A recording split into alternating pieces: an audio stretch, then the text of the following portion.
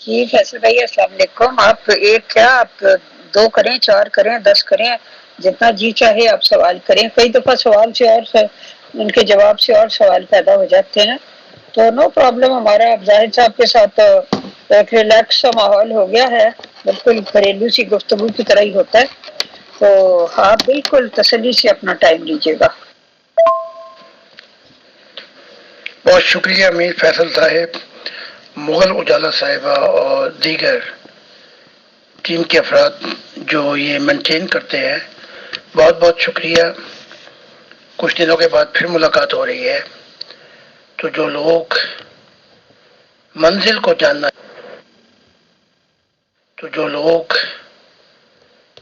کو جاننا چاہتے ہیں وہ ویلکم، اور جن کے دل پیاسے ہیں اور بھوکے ہیں وہ یہاں آئے اور ہر قسم کے سوال کر سکتے ہیں۔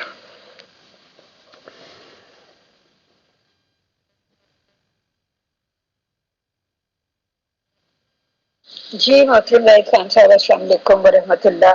سب سے پہلے تو آپ یہ بتائیے کہ آپ کے یہ سیمینارز وغیرہ کیسے رہے؟ میرے سیمینار بہت اچھے رہے، بلکہ ان سیمیناروں میں لیڈرشپ سیمینار بھی چلتے رہے، تو خدا کا شکر ہے کہ جو وعدے اس نے کیے تھے وہ پیغام اب جرمنی سے نکل کے یورپ میں بھی جا رہا ہے، اور ہمارا پروگرام جو ہے اب ایک سال کے اندر یونیورسٹی کھولنے کا ہے۔ ہماری یونیورسٹی گاڈ یونیورسٹی ہوگی، جس میں مذاہب کی تعلیمات اور ہماری تعلیمات ہوں گی، لیکن ایک پہلو خاص ہوگا کہ جس میں روحانی مشاہدات اور تجربات سے اور سفر سے طالب علم کا واسطہ پڑے گا۔ اور یہ جب میں بہت جوان تھا، جب خدا نے یہ وعدہ کیا تھا، تو سال اور 1.5 سال میں ہم چاہتے ہیں کہ یہ گاڈ یونیورسٹی یہ پہلا قدم جو ہے انسانیت کے لیے پورا ہو، تاکہ انسانیت خدا تعالیٰ کو مل سکے۔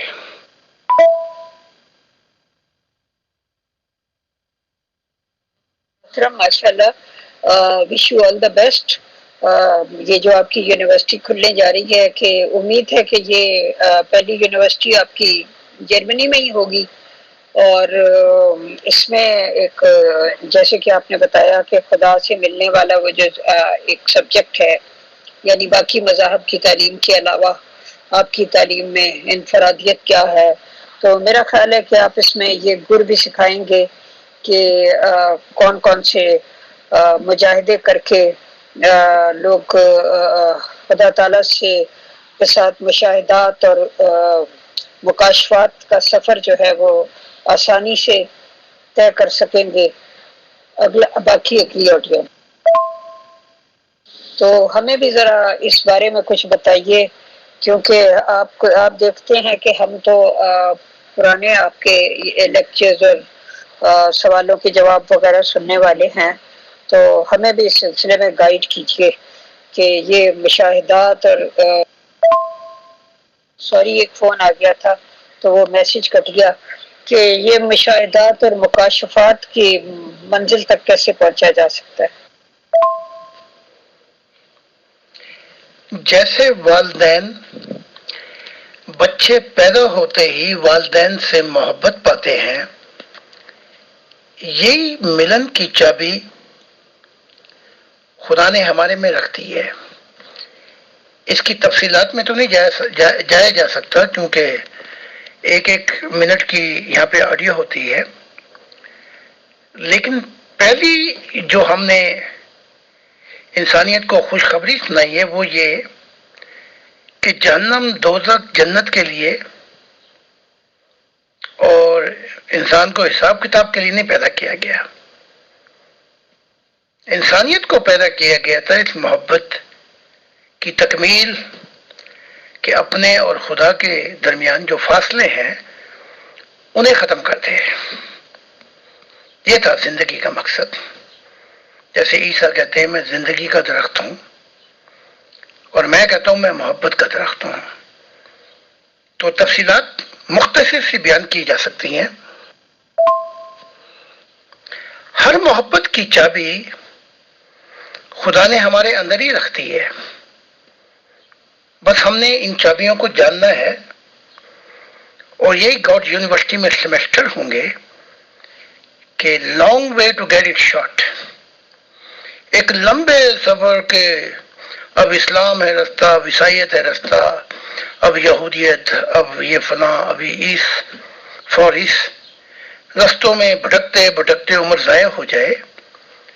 اس کی بجائے اب جو تعلیمات پیش کی جا رہی ہے یونیورسٹی میں جو ہم کریں گے وہ منزل کی تعلیم ہے کہ ہم منزل پہ پہنچ چکے ہیں. اب یہ منزل کیا ہے اس کی چابیاں بھی ہمارے اندر ہیں. جیسے جو کچھ سائنس ڈسکور کرتی ہے کوئی نئی چیز ڈسکور نہیں کرتی، بلکہ سب کچھ کائنات کے اندر ہی رکھ دیا گیا ہے. یعنی کہ وہ ایسٹر آئے، جب بچے ایسٹر میں ڈھونڈتے ہیں کہتے ہیں میں نے ڈھونڈا، لیکن ماں باپ نے چھپا کے رکھے ہوتے ہیں. اب چونکہ میں کہہ رہا ہوں کہ اصل مقصد محبت کی کہانی کو پورا کرنا تھا، محبت کے لیے پیدا کیا گیا تھا، تو بہت مختصر بیان کروں گا. یہ جسم جو ہے، یہ مٹی جو ہے، یہ آپ کی سب چابیوں کو ایک نیا جیون، ایک نئی محبت، ایک آپ کو ملن دے سکتی ہیں خدا سے. ہے مٹی، لیکن جب اس مٹی کے جسم میں سجدہ کرتا ہے دماغ، تو یہی مٹی اس کو اس سجدے کے اندر ایک خالص سوچ دے دیتی ہے. یعنی کہ وہ سوچ یہ ہے خالص کہ میری زندگی کا مقصد کیا تھا. اس سوچ کے اندر دماغ جو ہے وہ خالص پہلی سوچ اور آخری سوچ خدا کی ہو جاتی ہے. بس یہیں سے سارے چشمے پھوٹتے ہیں. پھر اسی مٹی کے اندر جب شعور سجدہ، شعور بھی آ کے ساتھی ہو جائے، رفیق ہو جائے، تو یہی مٹی جو ہے اس کے اندر روح بھیجی گئی ہے. وہ شعور کو بتاتی ہے کہ سکون کے چشمے کہاں پہ پھوٹتے ہیں. میں سے مختصر بتا رہا ہوں، خدا نے چاہا تو گاڈ یونیورسٹی میں میرے بہت لمبے لمبے لیکچر ہوں گے، پروفیسر بھی ہوں گے، اور ہم اپنا بیان کریں گے. تو جو چشمے پھوٹتے ہیں جہاں سے شعور سکون جب پا جاتا ہے تو دماغ کی سوئی بھی ٹھہر جاتی ہے ایک جگہ پر. پھر آگے ہم بتائیں گے کہ ضمیر جو ہے یہ اس کا مقصد برائی اچھائی میں صرف فرق کرنا نہیں تھا، اس کی مراد یہ تھی کہ اس سے سچ کے جہانوں جو یونیورسل چابیاں ان کو ملا جائے. تو یہ روح کو پھر سیل کراتا ہے. اگر سچ کی دنیا کے اندر ہم آ کر اس کے لیے اپنی زندگی دیں تو سفر شروع ہو جاتا ہے جو فرشتوں کے جہانوں میں اور مختلف جہانوں میں ہوتا ہے. پھر یہیں سے شروع ہوتی ہے جب دل بھی اور من بھی آ کے مل جائے رفیق اس مٹی میں، کہ دانا خاک میں مل کر گلے گلزار ہوتا ہے. تو جو دل ہے، جو من ہے، یہ ان سارے علموں کو، ساری چابیوں کو، ساری یونیورسل سچ کو، شعوروں کو، سوچوں کو لے کر سفر کرتا ہے. اور پھر اس دل کے اندر جو پہلی آخری محبت ہے وہ خدا کی ہو جاتی ہے. یعنی کہ کوئی ایسی محبت نہیں ہوگی جو آندھی طوفان کی طرح خدا کی محبت چھین لے. بس آخری سفر پھر جو ہے دل جو ہے یہ پائلٹ بن جاتا ہے اور روح جو ہے وہ راکٹ بن جاتی ہے. اسی پہ ہمارے سیمیسٹر ہوں گے، اسی پر ہمارے ہزاروں لاکھوں لیکچر ہوں گے. اسی کو میں نے سمجھانا ہے. جو ہمارے ملازمین ہوں گے، پروفیسر جو کام کریں گے یونیورسٹیوں میں، ان سب کو ہم نے گائیڈنس دینی ہے. تو اس کے علاوہ جو کچھ جاننا چاہتا ہے وہ اسے چاہیے ایک ایک کر کے میری ساری کتابیں پڑھتا جائے. کیونکہ میری ہر کتاب ایک ایسی چابی ہے جو آپ کو خدا سے ملا سکتی ہے۔ جی محترم، بہت بہت شکریہ، آپ نے تفصیل سے سب کچھ بتایا، لیکن جب آپ بتا رہے تھے تو میرے ذہن میں یہ خیال آ رہا تھا کہ اگر کوئی ایک یونیورسٹی آپ کسی شہر میں بناتے ہیں، کسی ملک میں بناتے ہیں، تو پتہ نہیں وہ کس حد تک فائدہ مند ہو سکتی ہے، کیونکہ اس سوشل میڈیا کے اور انٹرنیٹ کے دور میں آن لائن یونیورسٹی ہو تو زیادہ فائدہ مند ہوتی ہے، جس میں یہ ہے کہ جو پروفیسرز ہیں وہ جو لیکچرز دیں آن لائن لوگوں کو جہاں جہاں دنیا میں بیٹھے ہیں وہاں پہ پہنچ جایا کریں، اور اسی طرح اس کی فیڈ بیک جو ہے وہ بھی کہ ان لیکچر سے انہیں کیا فائدہ ہوا، کیسا محسوس ہوا، اور اسی طرح جو آپ ان کو جو ایکسرسائزز وغیرہ روحانی کروانا چاہیں وہ سب بھی آپ اس پہ کر سکتے ہیں، کیونکہ یہ شاید زیادہ پریکٹیکل اور کم لاگت والا آئیڈیا ہے۔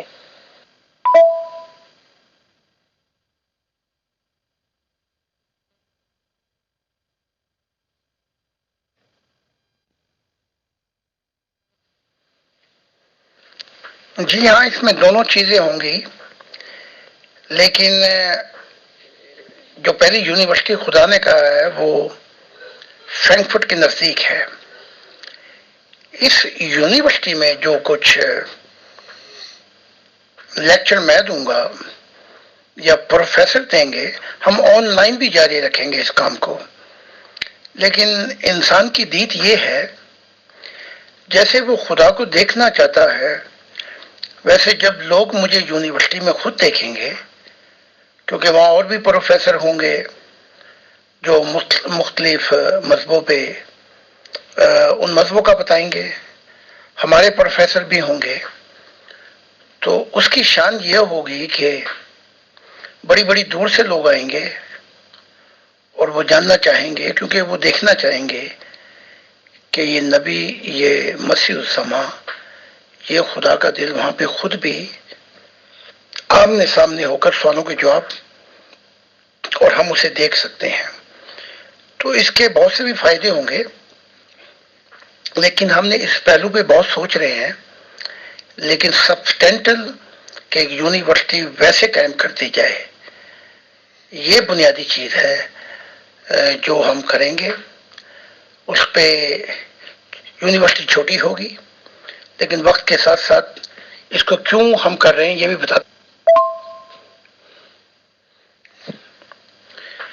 گاڈ ہاؤس جو ہے، خدا کا گھر، آگے جا کے مستقبل میں یہ ہماری یونیورسٹی ہی بدل جائے گی جہاں پہ خدا ملتا ہے۔ جیسے ان کی مسجدیں تھیں، ان کے چرچ تھے، یہی جگہ پھر مسکن ہو جائے گا خدا کا، اور خدا کا گھر، اور یہ یونیورسٹی کہلائے گی کہ جہاں پر انسان کو خدا ملتا ہے۔ تو اس میں بہت سی چیزیں پیش نظر ہیں، اور ٹیکنالوجی کا ہم فائدہ لیں گے، آن لائن کا بھی لیں گے فائدہ، لیکن سب سینٹرل کے کوئی ایک جگہ آمنے سامنے جہاں پہ اسٹوڈنٹ آ کے اپنے دل کی پیاس بجھا سکیں اور اپنی آنکھوں سے دیکھ سکیں کہ خدا کا دل وہاں پر 2 یا 3 دفعہ خود لیکچر دیتا ہے۔ شکریہ، ہماری نیک تمنائیں آپ کے ساتھ ہیں، wish you all the best. اچھا، اوپر آپ نے ایک آڈیو میں فرمایا کہ یسوع مسیح صاحب نے فرمایا تھا کہ وہ زندگی کا درخت ہیں، اور آپ نے فرمایا کہ میں محبت کا درخت ہوں، جبکہ آپ بھی یسوع مسیح کے ہی نام پہ آئے ہیں، میرا مطلب ہے وہ بھی مسیحا تھے، آپ بھی مسیحا ہیں، تو یہ ان دونوں باتوں کے درمیان میں باریک سا فرق کیا ہے؟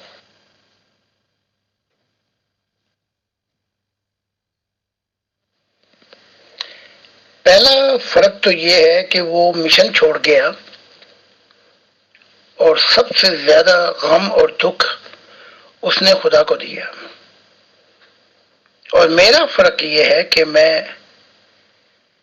نے خدا کو خوش کر دیا اس کے راز الہی بتا بتا کر، کیونکہ خدا یہ کہتا ہے، یہی چابی ہے کہ جس سے انسانیت اپنا زندہ تعلق مجھ سے قائم کرے گی۔ زندگی کا درخت جو ہے، جہاں سے زندگی شروع ہو جاتی ہے، سچائی شروع ہو جاتی ہے، اور زندگی کا درخت سچائی کا رستہ بن جاتا ہے، جہاں سے انسان گزر کر بہت کچھ جان سکتا ہے سچ کے بارے میں۔ اور محبت کا درخت جو ہے وہ راہ نہیں ہے بلکہ وہ منزل ہے، اور یہاں سے منزل کی خبر ملتی ہے، اور یہاں سے انسان براہ راست لمبے لمبے سفروں سے نکل کر ایک دم خدا کی محبت کی جھولی میں جا پڑتا ہے۔ تو وہ رستہ تھا، محبت کا درخت منزل ہے، کیونکہ زندگی شروع ہوئی ہے، محبت وجہ تھی کہ زندگی شروع ہوئی۔ تو یہ فرق ہے، اور بہت سے فرق ہیں لیکن اتنا کافی ہے۔ محترم بھائی شکریہ۔ چونکہ عید الاضحیٰ بالکل قریب ہے، اس لیے اس بارے میں اکثر ممبران کے سوال ہیں۔ پہلا سوال تو یہ ہے کہ یہ جو عید الاضحیٰ یا عید القربان کہلاتی ہے، اس کا جو روایت ہے یہ حضرت ابراہیم علیہ السلام کی جو خواب تھا اور اپنے بیٹے کی قربانی وہاں سے شروع ہوئی کہ مینڈا سامنے کر دیا گیا اور بیٹے کو بچایا گیا، تو وہاں سے یہ شروع ہوئی۔ تو اب پہلا سوال یہ ہے کہ یہود جو ہیں اور نصارہ ہیں، مسلمان ہیں، یہ سبھی اپنے آپ کو حضرت ابراہیم علیہ السلام کی طرف منسوب کرتے ہیں اور اپنے آپ کو انہی کی اولاد میں سے سمجھتے ہیں۔ تو مسلمانوں میں تو عید الاضحیٰ کے موقع پر یہ قربانی جانوروں کی زور و شور سے ہوتی ہے، لیکن کیا یہ قربانی اسی طرح یہود اور نصارہ بھی کرتے ہیں؟ کیونکہ وہ تو زیادہ زمانے کے لحاظ سے قریب تھے حضرت ابراہیم علیہ السلام سے۔ پہلے تو میں اس سوال سے ہٹ کے ایک بات کہوں گا جو بہت سمجھنے والی ہے۔ محمد عربی نے کہا خدا لعنت کرے یہودیوں اور نصاریوں پر جنہوں نے اپنے نبیوں کی قبر گاہ کو سجدہ گاہ بنا ڈالا، یعنی کہ جو حق خدا کا تھا وہ اپنے نبیوں کو دے دیا ہے۔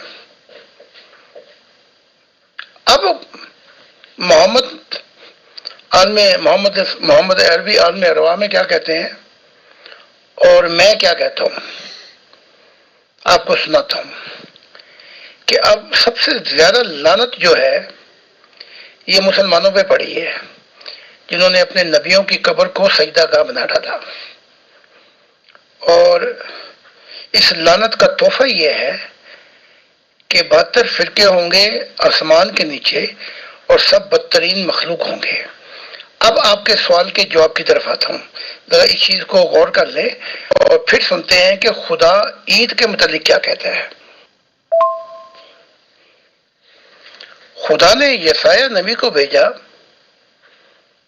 یا ایک اور نبی ہیں جو اس وقت ذہن میں میرے بات نہیں آ رہی، اور کہا کہ جا کے ان کو سنا اور زور زور سے چیخ کر سنا کہ خدا کو تمہارے عید کے چاندوں سے نفرت ہے، تمہاری عید سے بیزار ہے، تمہارے روزوں اور تمہاری نمازوں سے خدا کو نہایت تکلیف ہوتی ہے، اور تمہاری عیدوں کے یہ جو تم مناتے ہو اور اپناتے نہیں، نفرت ہے خدا کو، اسے تمہاری عیدوں سے وہ دور چلا جاتا ہے جب تم عیدوں کے دن مناتے ہو۔ تو یسایہ نے پوچھا کہ پھر اصل عید کیا ہے؟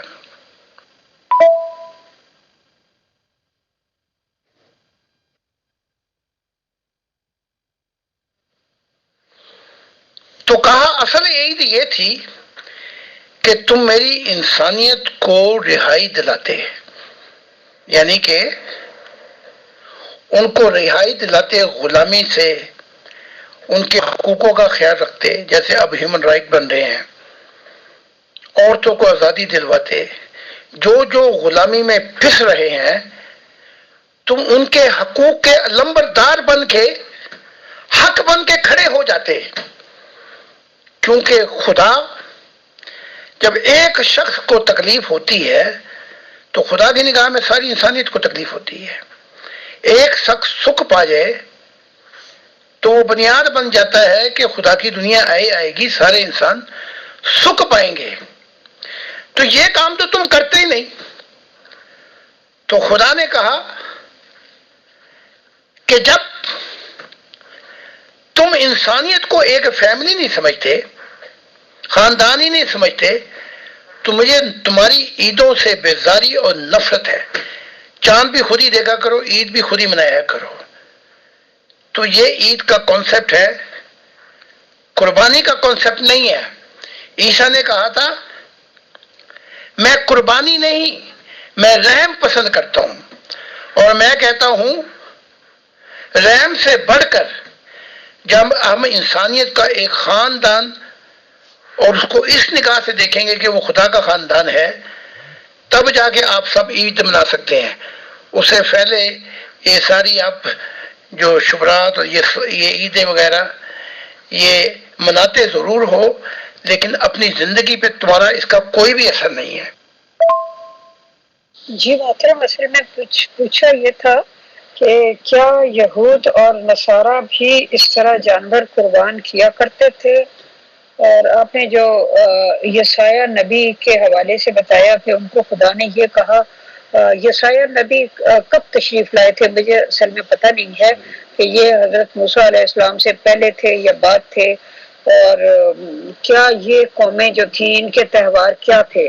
کیونکہ مسلمانوں کے تو یہی دو تہوار ہیں بیسیکلی، چھوٹی عید اور بڑی عید۔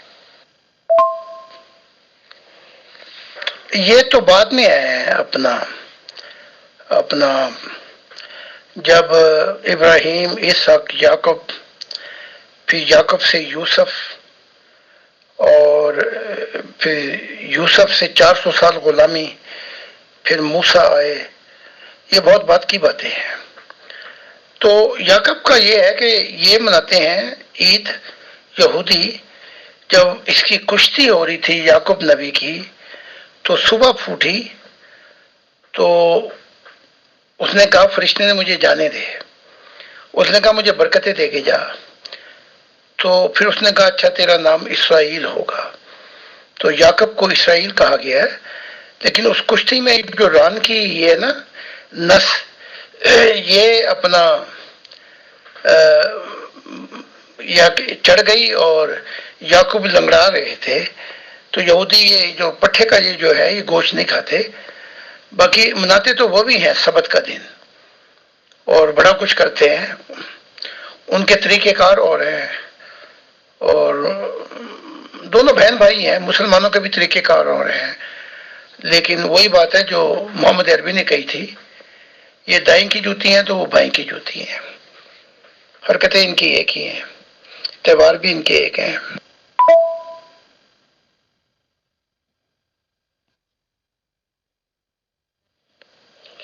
ہاں جی محترم، مسلمان تو چونکہ یقین رکھتے ہیں کہ جو ذبیح اللہ ہیں وہ حضرت اسماعیل علیہ السلام تھے، جو حضرت ہاجرہ کے وطن سے پیدا ہوئے تھے، اور انہی کی نسل ہے، انہی میں سے محمد رسول اللہ صلی اللہ علیہ وسلم انہی کی نسل سے تشریف لائے، تو اس لیے یہ عید جو ہے یہ ایک تہوار کے طور پہ یہ حج وغیرہ اور عید وغیرہ یہ مسلمانوں کو عطا کی گئی۔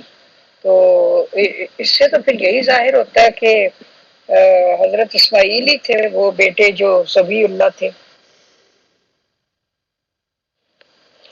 ہاں، مسلمان یہ سمجھتے ہیں کہ وہ اسماعیل تھے، لیکن وہ بھی یہی سمجھتے ہیں یہودی بنی اسرائیل کہ وہ اسحاق تھے۔ اب یہ سمجھنے سمجھانے کا یہ غلط فہمی ہے، تو ان دونوں کی کسی کی سائڈ تو میں لے کے کیا کروں گا، کیونکہ مجھے دونوں جو بھی سمجھتے ہیں یہ ہٹ درمی پہ ہیں، روحانیت بنائی نہیں ہے، اس لیے بس سمجھتے رہیں، اس سے آگے ان کی پہنچ بھی نہیں ہے۔ لیکن اصل بات یہی ہے کہ اسماعیل بھی ابراہیم کے بیٹے تھے، پہلے بیٹے تھے، اور اسحاق سارہ کے پہلے بیٹے تھے۔ تو سمجھتے رہیں، سمجھاتے رہیں اور مناتے رہیں، لیکن اثر نہیں لینا کہ اس سے سیکھنا کیا ہے۔ تو وہ بھی مناتے ہیں، آپ بھی منایا کریں، یعنی کہ چلتے رہیں، لیکن ہم اس سے ہٹ کے مضمون پیش کرتے ہیں، وہ اور ہے۔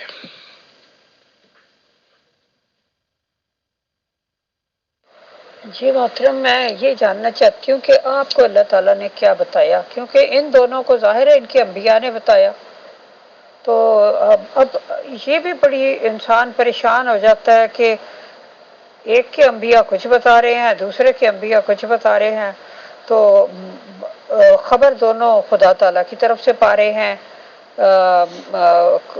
کرسچینٹی اور جوڈائزم کے انبیاء حضرت اسحاق بتا رہے ہیں، تو ادھر حضرت اسماعیل بتایا جا رہا ہے، تو ایک ہی خدا سے خبر پانے کے بعد یہ تضاد کیوں؟ اللہ تعالیٰ نے جو بتایا وہ تو میں نے بیان کر دیا کتابوں میں، لیکن وہ بھی بیان کر دیتا ہوں جو گواہ ہے اس ساری کہانی کا، ابراہیم۔ وہ بھی میں نے کتاب میں بیان کیا ہے کہ ابراہیم کہتے ہیں کہ جب میں چلا اپنے بیٹے کو لے کر، تو موریا پہاڑ جہاں پہ مجھے روایت دکھائی گئی تھی کہ وہاں جا کے یہ کام کر، تو وہ موریا پہاڑ 3 گھنٹے کے فاصلے پہ ہے۔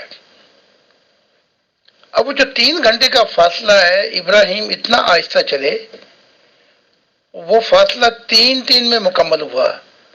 تو اب آپ اندازہ لگا لیں کہ ابراہیم ہرگز ہرگز نہیں چاہتے تھے کہ اپنے بیٹے کی قربانی دیں، اور وہ سفر اتنا آہستہ اس لیے ہوا تھا کہ شاید خدا اب بھی کہہ دے کہ چلو چھوڑو، میں نے اپنا صرف آزمائش کی تھی۔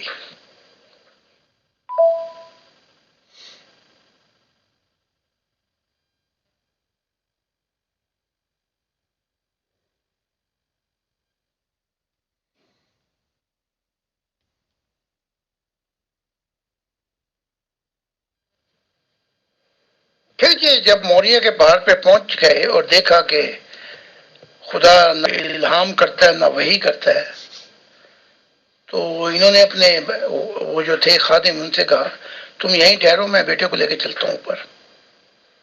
تو وہاں جب یہ پہنچے، تیاری شیاری کی، تو وہاں ابراہیم کہتے ہیں کہ اسحاق نے، میں فردوس میں بیٹھا ہوا تھا، اسحاق نے مجھ سے کہا کہ ابا جان ہماری آنکھیں نہ ملنے پائیں، شاید محبت ادھو کر آئے اور یہ کام نہ ہو سکے، تو آپ مجھے دوسری سمت پر، تاکہ نگاہیں نگاہوں سے نہ ملے۔ تو جب میں بیٹھا ہوا تھا، جب اس نے کوشش کی اور چھری کہ اب چلے، وہاں فرشتے نے اس کو پھر روک دیا اور الہام بھی ہوا، اے ابراہیم اے ابراہیم، میں نے دیکھا کہ تو نے سب سے زیادہ مجھ سے ہی محبت کرتا ہے، تو نے اپنے وعدے سچ کر دکھائے۔ تو میں بیٹھا ہوا تھا فردوس میں ابراہیم کے ساتھ، تو وہیں پہ اسحاق آئے پرواز کرتے ہوئے، اور اسحاق کے پر اتنے بڑے تھے جیسے جہاز کے پر ہوتے ہیں، جیسے جمبو جیٹ کے۔ تو بڑا عجیب نظارہ تھا۔ اترے تو گلے لگے، میرے پاؤں کو بوسہ دیا اور بیٹھ گئے۔ تو وہاں تو بات واضح ہو گئی کہ وہ اسحاق تھے۔ اور یہ بھی بتاتا چلوں، بات بڑی عجیب سی ہے، اسحاق اوپر والی جنتوں میں ہے، اور جو اسماعیل ہے وہ ابتدائی نیوٹرل جہان میں ہے، فردوس سے بھی نیچے ہے۔ تو یہ بھی بتا دوں، اتنا بڑا فاصلہ ہے درجات کا، اسحاق کا اور ابراہیم کا۔ تو خدا نے تو شروع میں ہی بات کھول دی تھی کہ وہ اسحاق ہے۔ جب اسحاق کو قربانی کے لیے لے کے گئے تھے، یہ بات کا معاملہ ہے، تو وہ جو حاجرہ تھی، حاجرہ بیوی، وہ لڑ جھگڑ کے سارا کے ساتھ آپس میں ان کی بڑی لڑائیاں بھی ہوئیں، اور ایک دوسرے نے کہا یا میں یا سارا نے بھی یہی کہا یا یہ یا میں۔ تو یہ پھر ان کو لے کر ابراہیم تو اس زمین پہ آباد کیا تھا جو یہ اب جہاں پہ یہ کعبہ ہے، یہاں پہ ان کے وہ رہتے تھے، حاجرہ کے ماں باپ بہن بھائی، کیا کہتے ہیں، خاندان کے قبائل۔ تو میرے لیے تو بات صاف ہے، لیکن میں جھگڑنا نہیں چاہتا، یہ جو کچھ سمجھتے ہیں سمجھتے رہیں۔ آنے والی نسلیں جو انبیاء بھی ہوں گی وہ دیکھ لیں گی تو بات واضح ہو جائے گی۔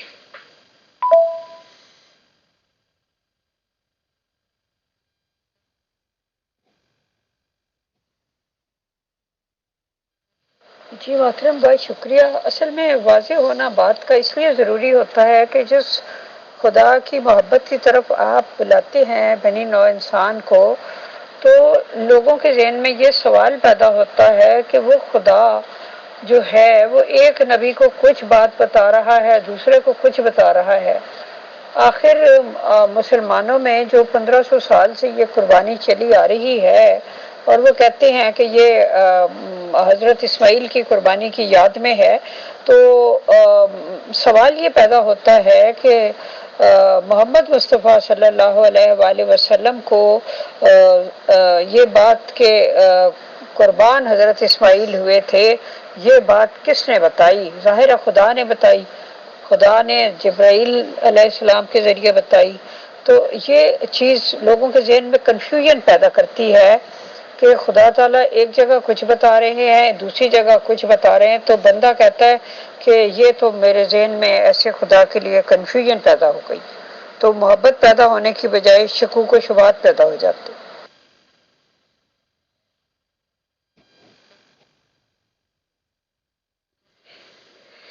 خدا تو لڑائی نہیں کراتا، کسی کو کچھ بتائے، کسی کو کچھ بتا دے، کسی کو کہے کہ مسیح تیری دنیا میں آئے گا، کسی کو کہے کہ تیری دنیا میں آئے گا۔ یہ سمجھنے والے جو ہیں یہ غلطی کھا جاتے ہیں۔ اب آپ دیکھ لیں کہ اسحاق کی جو دنیا ہے، جو بنی اسرائیل ہیں، وہ یہ سمجھے بیٹھے ہیں کہ وہ اسحاق تھے۔ اب محمد عربی یہ کیوں سمجھے بیٹھے ہیں کہ وہ اسماعیل تھے؟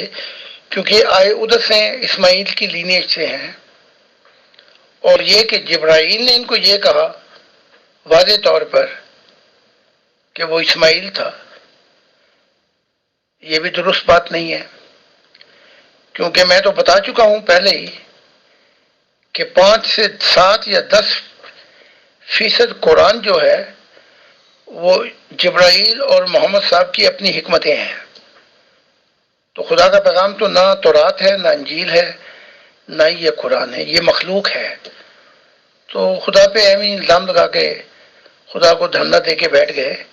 ہمیں چاہیے کہ وفاداری کم اور اپنے نبیوں سے سوالات کریں اور کہیں ان کو تم بیٹھے ہو جہاں بھی، آ کے خوابوں میں صحیح حقیقت بتایا کرو کہ اب معاملہ کیا ہے، کیونکہ یہ خدا کا دل تو یہ بتا رہا ہے، تو حقیقت کچھ اور ہے۔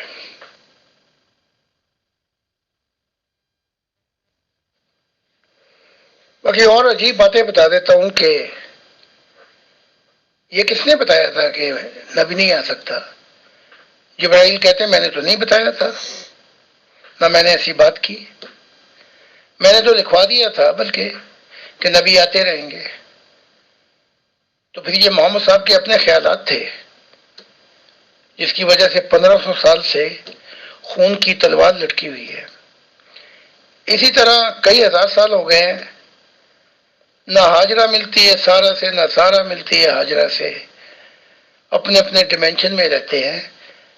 تو ان کے دل تو پیسے ہی ٹوٹے ہوئے ہیں، بکھرے ہوئے ہیں۔ تو ان کی تو یہ حالتیں ہیں عالم ارواح میں، اور کیا بتایا جائے؟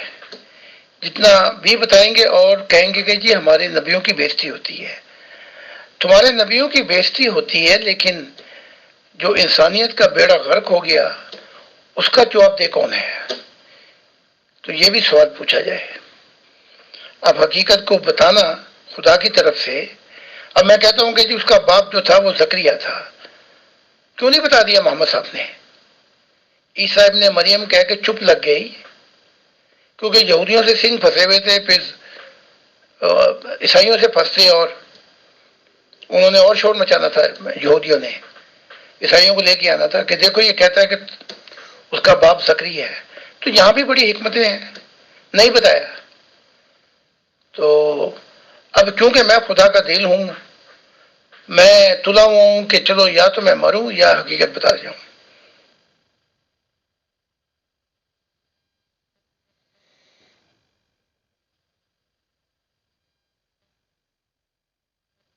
جی محترم فیصل بھائی پتہ نہیں موجود ہیں کہ نہیں. اچھا اگلا سوال یہ ہے کہ ہر سال عید قربان جب قریب آتی ہے تو سوشل میڈیا پہ بہت ایک شدید قسم کی بحث چھڑ جاتی ہے.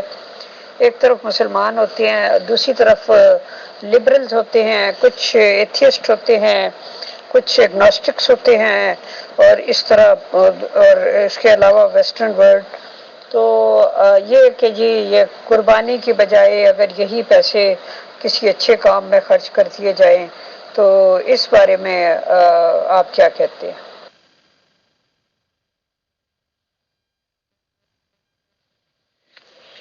جس طرح عربی لوگ ستیہ ناش کرتے ہیں اس قربانی کا کہ ایک ایک ہزار دمبے پہ ہاتھ رکھ کے چلے جاتے ہیں، انہیں پرواہ بھی نہیں ہوتی. تو پھر وہ کاٹ کاٹ کے پھر وہ فرمیں آ جاتی ہیں، پھر وہ ان کا گوشت بنایا جاتا ہے، بعد میں کھاتے بھی یہی ہیں. تو میں بالکل ایگری ہوں کہ یہ قربانیوں کی جو لاگت ہے، کوئی ہیومینٹی کا پروگرام بنایا جائے جس میں ہیومینٹی کو فائدہ ہو، خاص کر ان تھرڈ ورلڈ کنٹری کو جو بھوکوں پیاسے مر رہے ہیں، کیونکہ یہ تو ہٹے کٹے ہو گئے کھا کھا کے. یہ ان کو کھلایا جائے، ان کو دیا جائے اپنا یونائٹڈ نیشن، ہیومن نیشن یا ریڈ کراس، کوئی ایسی پروگرام بنائے جائیں جہاں سے جو لوگ بھوکے مر رہے ہیں ان کو فائدہ ہو. تو میں بالکل ایگری ہوں. ان کی قربانیاں میں نے دیکھی ہوئی ہیں. یہ قربانیاں دیتے ہیں اونٹوں کی، اور یہ قربانیاں جو دیتے ہیں، خدا سے پناہ مانگتا ہوں کہ میں ایسی اس طرح قربانیاں کروں.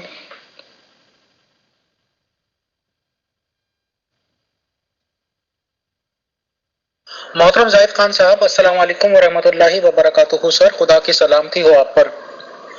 سر میرے ذہن میں ایک سوال تھا، کیونکہ ہمارے یہاں ٹاپکس لگ بھگ اسی طرح کے چل رہے ہیں کہ حالانکہ آپ ایک نبوت کے دعوے دار ہیں اور ہمیں آپ کے ٹیچنگز کا بہت حد تک اندازہ ہے، اور مجھے یہ بھی اندازہ ہے کہ میرے سوال کا جواب آپ کی طرف سے کیا ملے گا، بٹ اس کے ایک ریلیجس پہلو کو میں آپ سے ڈسکس کرنا چاہتا ہوں سر.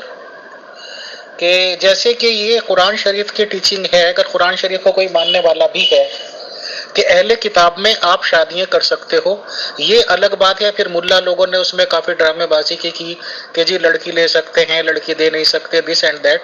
بہرحال قرآن شریف سیدھا سیدھا کہتا ہے کہ اہل کتاب میں شادی کر سکتے ہو سر. اور اہل کتاب میں شادی کرنے کا مطلب ہے اگر ہم عیسائی یا مسیحی لوگوں میں کر رہے ہیں یا یہودی لوگوں میں کر رہے ہیں تو یہ دنیا جانتی ہے کہ وہ پروفٹ آف اسلام محمد صلی اللہ علیہ وسلم کو نبی نہیں مانتے. تو جب قرآن شریف کہتا ہے کہ ان لوگوں میں شادی ہو جاتی ہیں تو یہ مسلمانوں میں کیا کانسیپٹ ہے احمدیز اور محمدیز میں کہ احمدیز نے بالکل بند کر رکھا ہے، بین کر رکھا ہے اور طرح طرح کی سزائیں کر رکھی ہیں. اور آج کل ہمارے گروپ میں ڈسکشنز چل رہا ہے کہ بہت ساری احمدیز لڑکیاں رشتہ نہ ہونے کی وجہ سے کافی ایجڈ ہو گئی ہیں اور رشتے کی عمر لگ بھگ نکل چکی ہے. تو جب یہود و نصارہ سے شادی کرنے کی اجازت ہے، قرآن کا فیصلہ ہے، تو کس چیزوں کی بنیاد پر یہ بین لگایا جا سکتا ہے؟ شرعی حیثیت کیا ہو سکتی ہے؟ آپ کے خیالات کیا ہیں سر اس ریگارڈنگ؟ بتائیں. شکریہ.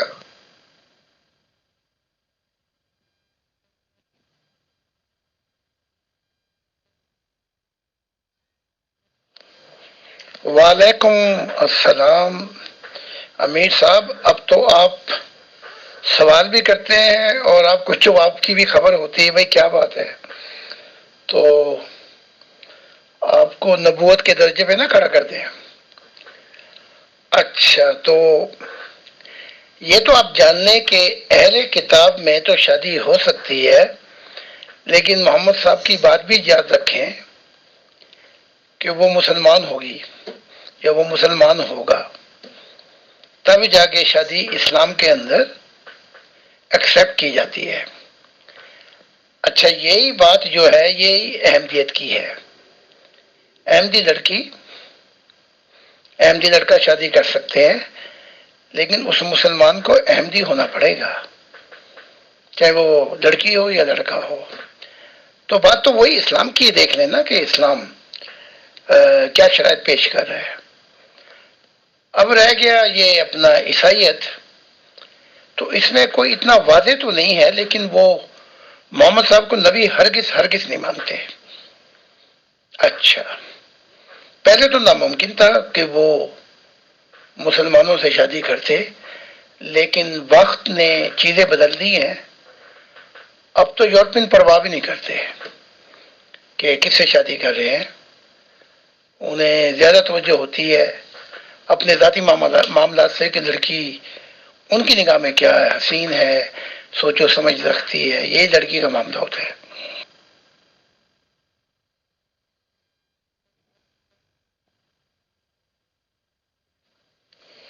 تو آپ یہ دیکھ لیں کہ شرائطیں جو ہیں وہ تو نبیوں کی طرف سے لاگو ہوئی ہیں. تو اگر اتنا ہی ہو جاتا کہ اہل کتاب سے شادی ہو سکتی ہے اور پھر خاموشی اختیار کر لی جاتی تو معاملے یہاں تک نہ پہنچتے. تو مذہبوں کے جو معاملات ہیں وہ کہتے ہیں نا کہ بڑے میاں تو بڑے میاں، چھوٹے میاں سبحان اللہ. تو جو نبیوں نے کیا وہ تو کیا، لیکن چھوٹے میاں نے اس سے بھی زیادہ گل کھلائے. یہ جو ہمارے وقت کے علماء ہیں، ہمارے وقت کے امام ہیں، محدث ہیں، تو ان کی کہ اتنی نہ بڑھا باقی دامن کی حکایت، اس کے بعد جو گل کھلائے وہ باقی انہوں نے کھلائے ہیں. کجا کے آسانی کر دیتے، انہوں نے اور مشکلات دور کر دی. اگر اب آپ میرا فیصلہ لیتے ہیں تو میں تو اس چیز کو مانتا ہی نہیں. ہمارے جو ماننے والے ہیں، بلکہ میں سمجھتا ہوں کہ میرا اختیار بھی نہیں ہے، وہ جس سے چاہیں شادی کریں. ہماری شرط نہیں ہے، بلکہ یہ ہوتا ہے کہ ذرا خدا کو سمجھنے کی کوشش کرو، بس اس سے زیادہ نہیں. اور اگر نہیں بھی سمجھتے تو پھر ہم اور کوئی شرط بھی لاگو نہیں کرتے.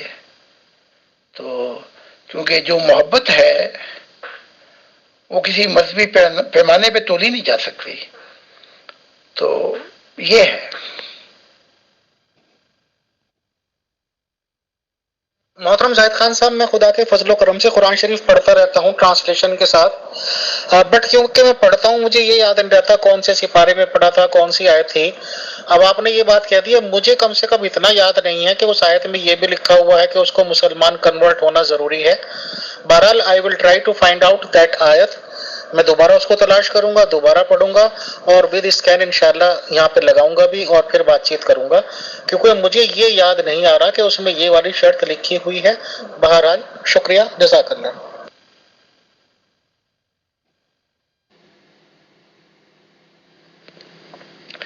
جی ہاں دیکھ لینا تو دکھا دینا، کیونکہ قرآن میں تو پھر یہ بھی نہیں پتا کہ 5 نمازیں پڑھنی بھی ہیں کہ نہیں پڑھنی. تو اس کے لیے پھر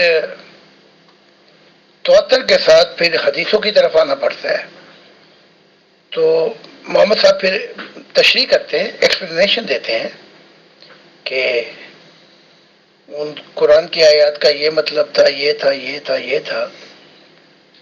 اس پس منظر میں اگر اہل کتاب شادی کرنا چاہے، عیسائی یا کوئی اور، تو اسے لڑکی یا لڑکی کو مسلمان ہونا پڑے گا. باقی آپ بہتر جانتے ہیں، وہ تو دکھا دینا. ہرے کرشنا ہرے رام.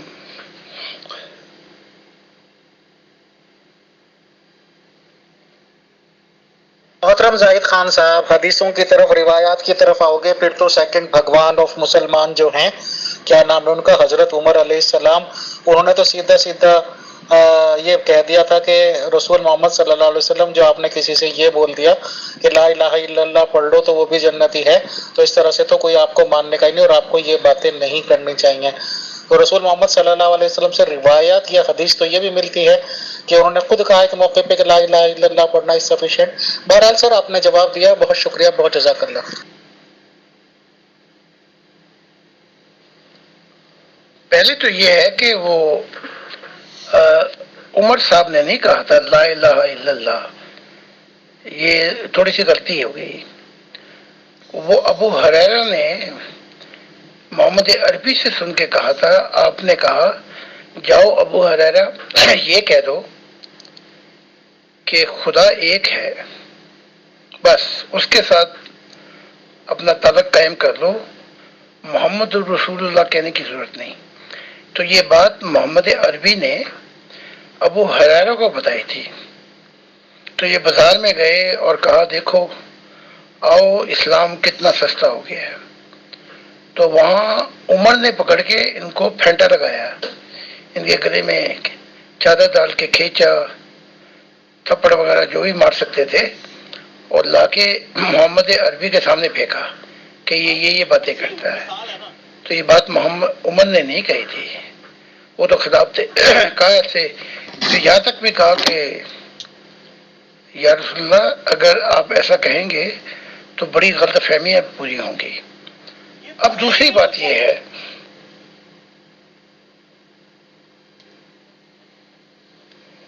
ہائے ہائے ہائے، جائیں تو جائیں کہاں، سمجھے گا کون یہاں، درد بھرے دل کی داستان۔ اب تو معاملہ پھنس چکا ہے قرآن اور حدیثوں کے درمیان، شیعہ اور سنیوں کے درمیان۔ اب تو محمد صاحب بھی جاتے جاتے اتنا تو اندازہ ہو گیا تھا کہ یہ قوم بدترین مخلوق بنے گی آسمان کے نیچے، اور یہ سب جہنمی ہوں گے بدتر پھر کے، کیونکہ یہ سب ایک دوسرے کو جہنم میں، اپنے آپ کو جنت میں دیکھنا چاہتے ہیں۔ لیکن وہ جو خدا کا دل آئے گا وہ ساری انسانیت کو جنت میں لے جانا چاہتا ہے۔ ایک انسانیت کا خاندان جس کا محور خدا کی ذات ہوگی، وہ انسان کی قدر و قیمت بتا کے کہ دیکھو یہ تمہاری قدر و قیمت ہے، اور خدا کو جان دو کہ تم اپنی منزل پا جاؤ، وہ ہوگا۔ آخری سوال ایک ممبر کا ہے، انہوں نے پوچھا ہے کہ یہ جو کہا جاتا ہے کہ خدا کے انبیاء کا کوئی ورثہ نہیں ہوتا، جیسا کہ رسول اللہ صلی اللہ علیہ وسلم کا فرمان تھا کہ ہم گروہ انبیاء نہ تو کسی کے وارث بنتے ہیں اور نہ ہی کسی کو وارث بناتے ہیں، تو اور انہوں نے کہا کہ نبی کریم صلی اللہ علیہ وسلم نے تو اپنے پیچھے کوئی بھی مال یعنی دنیاوی مال و دولت نہیں چھوڑا تھا، جبکہ مرزا غلام احمد قادیانی صاحب جو تھے وہ بھی نبوت کے کلیمنٹ تھے، لیکن ان کا ورثہ موجود تھا جس پر ان کی اولاد نے قبضہ کیا۔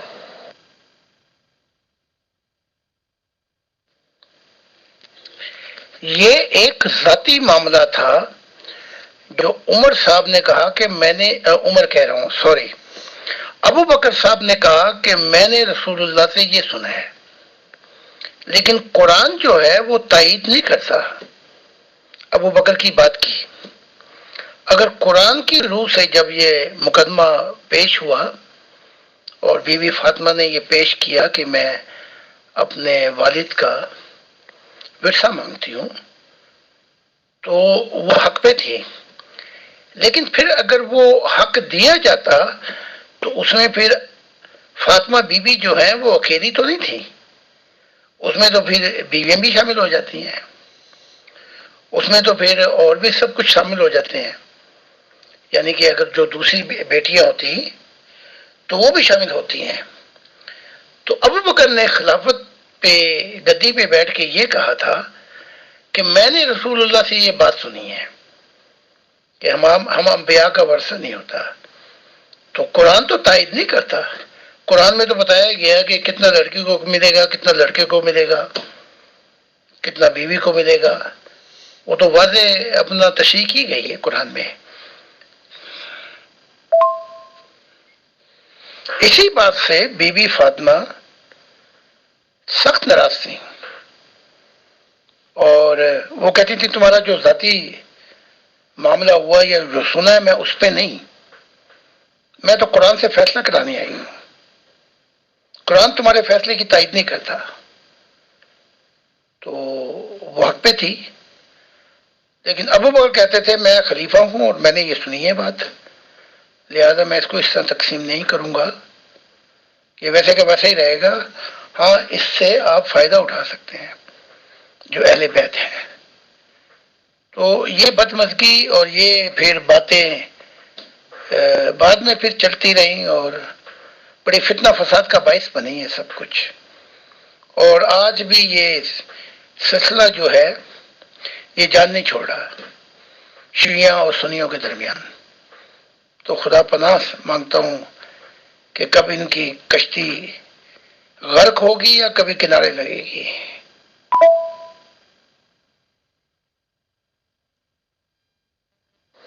جی فیصل بھائی، بس اس کے بعد آپ کنکلوڈ کر دیجئے کیونکہ ٹائم بھی ہو گیا ہے، 90 منٹس آلموسٹ ہونے والی.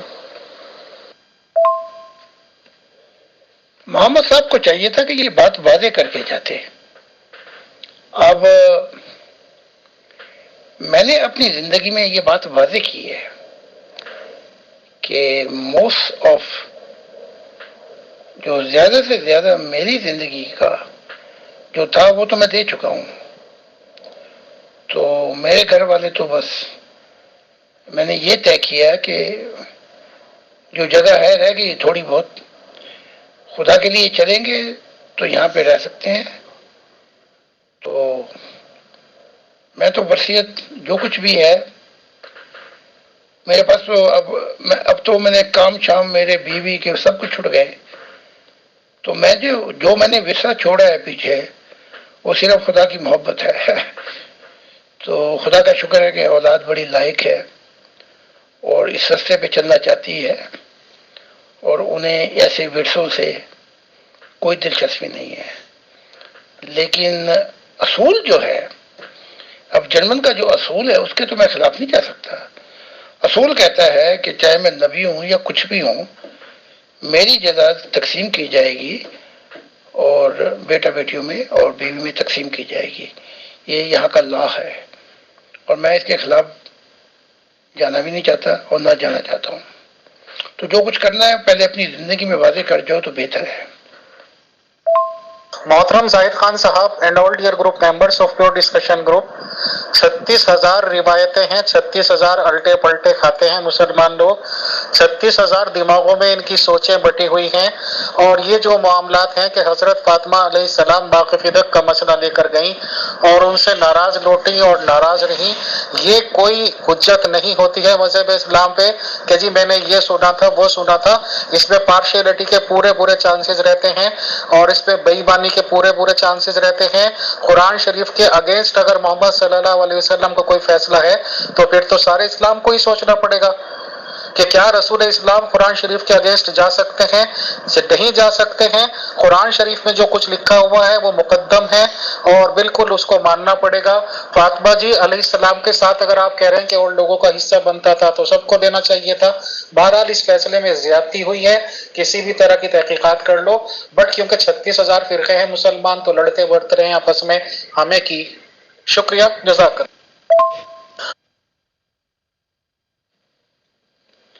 امیر فیصل صاحب آپ کا بھی شکریہ، بلکہ دل سے شکریہ، اور مغل اجالا صاحبہ کا بھی پورے دل سے شکریہ کہ سوال و جواب سے انسانوں کو فائدہ پہنچتا ہے اور انسان خدا کے متعلق سوچتا ہے